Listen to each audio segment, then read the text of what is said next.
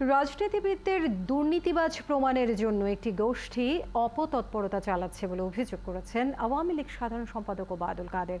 তিনি বলেন, ৭৫ বছরের প্রাচীন দল আওয়ামী লীগের কাছে এখনো বড় চ্যালেঞ্জ সাম্প্রদায়িক শক্তি। রাজধানীর সোহরাওয়ার্দী উদ্যানে আওয়ামী লীগের ৭৫তম প্রতিষ্ঠাবার্ষিকীর অনুষ্ঠান স্থল পরিদর্শন শেষে তিনি এসব কথা বলেন। আরো জানাচ্ছেন শাহনাজ শারমিন। সকালে রাজধানীর সোহরাওয়ার্দী উদ্যানে আওয়ামী লীগের ৭৫তম প্রতিষ্ঠাবার্ষিকীর অনুষ্ঠানস্থল পরিদর্শন করেন দলের সাধারণ সম্পাদক ওবায়দুল কাদের। কেন্দ্রীয় নেতৃবৃন্দকে সাথে নিয়ে মাঠ পরিদর্শন করে সাংবাদিকদের সাথে মতবিনিময় করেন তিনি।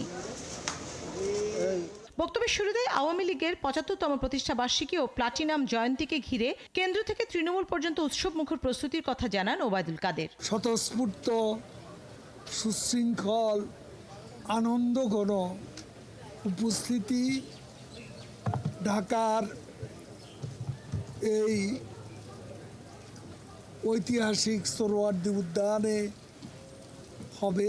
তিনি অভিযোগ করেন, রাজনীতিবিদদের দুর্নীতিবাজ প্রমাণের জন্য অপতৎপরতা চালাচ্ছে একটি গোষ্ঠী।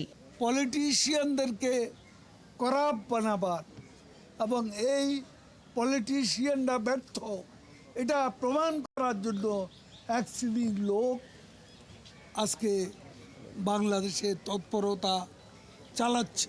অসৎ ব্যবসায়ী আর দুর্নীতিবাজদের বিরুদ্ধে সরকারের জিরো টলারেন্স অবস্থানের কথাও সাফ জানিয়ে দেন আওয়ামী লীগ সাধারণ সম্পাদক। অসৎ ব্যবসায়ীদের বিরুদ্ধে আমাদের জিরো টলারেন্স, দুর্নীতির বিরুদ্ধে আমাদের জিরো টলারেন্স। ৭৫ বছরের প্রাচীন দল আওয়ামী লীগের কাছে এখন বড় চ্যালেঞ্জ সাম্প্রদায়িক শক্তি। তারাই বিজয়ের পথে প্রধান বাধা বলেও দাবি করেন ওবায়দুল কাদের।